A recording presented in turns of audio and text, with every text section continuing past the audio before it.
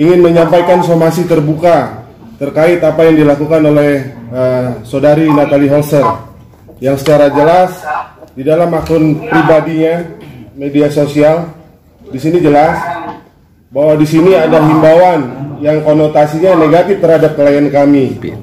Dengan itu, kami selaku kuasa hukumnya meminta kepada saudari Natalie Holzer untuk meminta maaf kepada klien kami, karena apa yang dilakukannya sangat merugikan klien kami.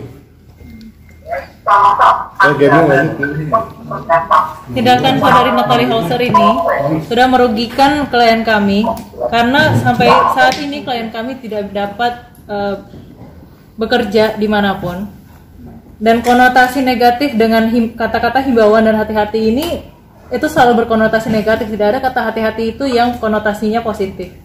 Hal tersebut sangat merugikan klien kami, karena klien kami adalah satu-satunya tulang punggung keluarganya.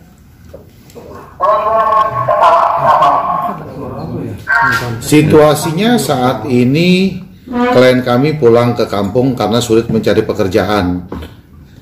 Jadi dia sambil mengistirahatkan keadaannya karena udah berapa kali mencoba mencari pekerjaan sulit. Ini dia nih, lagi di kampung. Wati? Ya, diputar Pak. Ada yang mau disampaikan, Wati?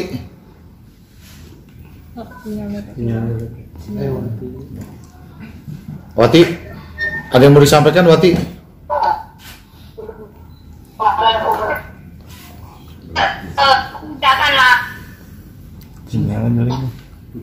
Ya, pulang sekarang saya lagi di kampung, istirahat dulu, nenangin badan dulu, nenangin pikiran dulu, dan pokoknya aku serahkan semua pada Om Kaisna, pada kuasa hukum. Ya, terima kasih Om Kais. Ya, oke. Dilanjut ya, Wati ya. Baik, makasih Wati. Ya. Bang, dengan adanya ini secara psikis, Wati ada yang terganggu atau gimana Bang? Sangat, yang tadi sudah disampaikan oleh Gabriel bahwa dia kan sebagai tulang punggung keluarga sampai saat ini sulit mencari pekerjaan untuk dia. Jadi kita masih membuka ruang dialog untuk melakukan klarifikasi dari Natalie kepada klien kami dan meminta maaf kepada klien kami. Tapi kalau itu dalam 3 kali 24 jam tidak ditempuh, maka kita akan melakukan langkah-langkah hukum. Mungkin Bang bisa diceritakan awal mulanya kenapa si Wati mau berbicara seperti itu yang pada akhirnya viral dan Natalie merasa bahwa Muka aib dia dijelekan namanya. Mungkin bisa diceritakan. Ya, mungkin saya mau menjawab bahwa saudari Wati ini kan kalau kita tahu sama tahu dalam perjalanan proses persidangan perceraian antara Natalie dengan saudara Sule, saudari Wati ini bersaksi di persidangannya. Jadi bagaimana bisa dikatakan Wati itu menyebar aib sedangkan dia membantu dalam persidangannya? Silakan mungkin rekan-rekan dan masyarakat umum bisa ambil kesimpulan dari cerita itu, bahwa Wati memberi kesaksian dalam persidangan perceraian dari saudari Natalie Holzer dan Sule. Jadi tidak ada ungkapan atau apapun rahasia yang diungkap selain di persidangan itu. Karena Wati banyak tahu rahasia dan dia tidak ungkap semua rahasianya gitu. Jadi kesimpulannya apa yang dituduhkan dalam postingan IG ini tidak benar lah. Kemarin pun juga ketika dia melakukan klarifikasi terhadap somasi yang dilayangkan secara terbuka oleh Natalie, dia minta video apa sih yang dia bilang bahwa dia membuka aib. Kasih dong. Kita juga nggak ada perkataan-perkataan dari Wati yang mengatakan dia membuka aibnya daripada Natalie itu seperti apa, nggak ada. Artinya tidak ada postingan, Bang? Nggak ada. Apakah Wati juga sempat komunikasi dengan Sule, karena kan terkaitan dua orang ya, Natalie dan Sule dan seperti itu? Nggak ada. Justru ketika Wati mencurahkan isi hatinya, dia bikin statusnya dia di WA kemarin, nggak ada menyinggung siapapun. Tiba-tiba dia mendapatkan WA dari Natalie yang isinya bahwa begini. Ada sama sekali di dalam statusnya itu juga dia tidak pernah mengatakan atau membuka aibnya seperti yang diutarakan gitu, nggak ada. Oke, ketika aib ini bergulir gitu Bang, ya, kan Sulit tentu juga mendengar gitu. Ada komunikasi Wati dengan Sulit ketika masalah ini? Saya belum tanyakan itu. Coba nanti saya tanyakan. Bang, berarti udah berapa lama Wati tidak bekerja, Bang? Wati udah persisnya berapa lamanya saya juga belum tanyakan. Nanti saya tanyakan. Apakah setelah keputusan itu? Dia cuma bilang kan ada sempat dia mau lamar kerja. Wati bilang dia mau ngelamar kerja, orangnya tadinya sudah mau terima, tiba-tiba ditelepon, ya kan, apa bunyinya teleponnya juga Wati nggak tahu isinya. Terus orang itu bilang ke Wati, mohon maaf Mbak Wati, saya nggak jadi terima Mbak Wati itu aja. Ya. Artinya peluang Wati untuk cari kerja semakin sulit Bang ya? Ya saat ini seperti itu kondisinya. Bang, awal status yang katanya kata Mbak Wati itu unek-unek, sebenarnya unek-unek apa sih Bang? Dari apa sih yang jadi apa ya? Mungkin Natali sendiri ngerasa tersinggung. Dia kan disudutkan seolah-olah dia membuka aib, padahal dia tidak buka aib. Kan dia bilang sama saya, Bang, kalau saya mau buka aibnya, arti perjalanannya bagaimana, saya tuh 24 jam melekat.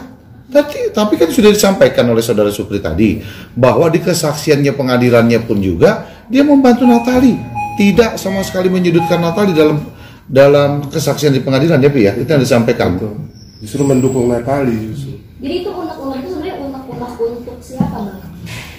Unek-uneknya untuk siapa saya juga belum tanyakan itu sih. Cuman dia bilang isi curahan hati aja, dia sampaikan melalui statusnya dia di WA, ya kan, unek-uneknya dia cuma bilang gitu sih sampai ini kita. Bang, tentang dugaan maaf sebelumnya katanya Wati mengetahui kalau Natali selingkuh dengan pria lain sebelum Natali cerai dengan Sule. Apakah itu benar terjadi adanya atau seperti apa yang saya pernah tanya apa yang banyak Wati ketahui, ya kan, tentang adanya ya mungkin dugaan-dugaan, ya kan, sisi lain atau dan sebagainya. Dia cuma bilang saya banyak tahu, saya dengan Natali melekat 24 jam. Cuman untuk apalah katanya, saya juga nggak perlu juga untuk cerita-cerita ke orang, cuma gitu doang. Berarti pembuat karakter ya Pak, kalau Natali menuduh Wati menyebarkan, memberitakan kalau Natali selingkuh dengan pria lain sebelum cerai, maksudnya berarti bohong dan pembunuhan karakter menurut Abang atau gimana Bang? Ya makanya kita pengen tahu, makanya minta buktinya, minta apa yang dimaksud dengan artiannya Wati itu menjelek-jelekan atau menyebarkan aib yang dimana. Wati kemarin coba sampaikan ke saya di apa sih ya kan, di YouTube apa, ini lubang isinya, coba Abang pelajarin, coba Abang lihat kalimat-kalimat saya, apa ada di sini yang dikatakan saya membuka aib. Saya lihat dari konten YouTube-nya kemarin yang dikasih oleh Wati, nggak ada di situ. Makanya saya juga bingung.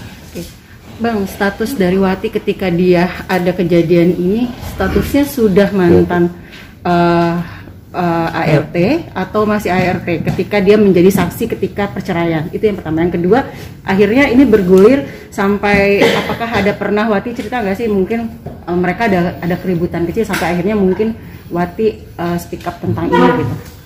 Ya pada saat berita ini ada, itu Wati itu masih ART. Pada saat keributan itu kan masih ART di sana.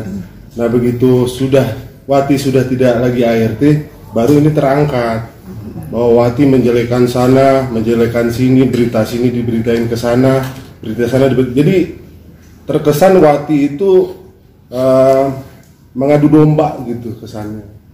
Padahal kan kalau kita tahu justru dalam persidangan perceraiannya justru Wati membantu. Nggak ada di situ kesaksian yang memberatkan dari Natali juga nggak ada kan, kalau menurut penuturan dari Wati sendiri. Apa Wati cerita juga kalau mungkin pada saat itu Sulit sempat memergoki ada sesuatu hal yang mungkin willnya pria idaman lainnya atau willnya dari Natali? Belum cerita mengenai itu Wati. Kalau terkait somasi ini Bang, mulai dilayangkan kapan? Apakah per hari ini? Ya, ini kami sampaikan secara terbuka somasinya. Oke. Jadi tadi seperti Pak Rizal bilang bahwa 3 kali 24 jam kalau tidak ditanggapi, kami akan lakukan upaya hukum. Per hari ini? Per hari ini kami sampaikan somasi terbuka terhadap Natalie Holster. 3 kali 24 jam ya, kita ketemu di sana aja nanti. Polda? Ya, silakan jelaskan di sana aja. Siapa-siapa Bang, juga. tapi semasa somasi selama 3 kali 24 jam masih ada waktu untuk menyelesaikan masalah keluargaan. Ya, kami masih terbuka untuk itu. Kami juga mau ini bisa tercapai inilah perdamaian lah. Karena kalau kita lihat dari ininya, kalau ini sih secara hukum ini memenuhi unsurnya. Mungkin rekan saya Gabriel bisa jelaskan. Kalau dari tindakannya saudari Natalie Holster ini, memang pasal-pasal yang memenuhi itu ada banyak ya. Bisa termasuk pasal 310 KUHP, kasus penistaan, atau pasal 311 KUHP juga, pencemaran nama baik, karena memang bisa sampai saat ini tidak ada bukti yang mendukung bahwa Wati itu klien kami itu melakukan tindakan yang dituduhkannya itu. Undang-undang yang baru dah. Juga ada junto kepada Undang-Undang ITE di mana pasal 27 dan 245-nya itu terkait dengan pencemaran nama baik dan pengungkapan data informasi elektronik ini. Sekarang ini juga udah ada undang-undang baru tentang perlindungan data pribadi di mana pengungkapan data pribadi ini melanggar pasal 67 di undang-undang yang baru itu. Pengungkapan KTP ini kan data pribadi ya, data pribadinya klien kami gitu, dan diungkapkan di media sosial begitu saja dan disebarkan secara umum gitu. Hal itu jelas merugikan klien kami. Dari Wati sendiri ada kekecewaan nggak terkait dengan disomasi oleh Natalie ketika itu? Yang pasti kan dia tidak mungkin bukan artinya bukan kecewa, cuman dia terkejut aja, dia kaget kenapa dia sampai harus disomasi, dilayangkan secara terbuka di medsosnya Natalie. Ya dia cuma terkejut aja, kaget aja. Bang, tapi tadi kan sempat bilang 24 jam Wati, bukan 24 jam ketika mereka masih menjadi satu ART dan majikan gitu kan. Ketika akhirnya masih 24 jam terus bergulir waktu bersama dengan Natalie, ada nggak mungkin situasi atau kondisi itu Wati dibikin nggak nyaman mungkin dengan akhirnya Wati ungkap ini gitu? Sejauh ini sih dia tidak sampaikan, cuman dia bilang, Bang, saya tuh cukup dekat dengan Natalie, saya tuh baik, udah kayak saudara, udah kayak teman sendiri, udah kayak kakak sendiri, udah kayak apalah, sangat dekat saya sekali katanya dengan Natalie. Saya juga bingung kenapa saya kok tiba-tiba seperti ini dituduhkannya gitu loh, seperti ini dituduhkannya, saya nggak pernah bikin apa-apa, itu aja disampaikan. Bisa dibilang berarti ada rasa takut. Sementara ini masih belum sih ya, masih belum, mungkin bisa juga dia masih ada simpan apa yang masih belum waktunya diomongin, belum waktunya disampaikan, mungkin bisa saja. Tapi sejauh ini saya bertemu dengan Wati belum ada yang disampaikan. Boleh tahu Bang, berapa lama Wati bekerja di situ Bang? Saya juga belum tahu. Sekitar 2 tahun. Sekitar 2 tahun apa ya? Sekitar berapa gitu? Dari 2020 ya sih. Sekitar 2 tahun. Sebelum somasi ini bergulir Bang, apa sempat coba untuk kekeluargaan, artinya dengan Natalie untuk ketemu atau gimana? Abang mediasi antara Wati dengan Natalie? Ya justru kan di ini kita masih menunggu, kita masih membuka ruang dialog kok untuk kita pertemukan. Bang, apakah benar Wati mendapat intimidasi dan ancaman dari Natalie, dan seperti apa ancaman dan intimidasi dari Natalie itu sendiri Bang?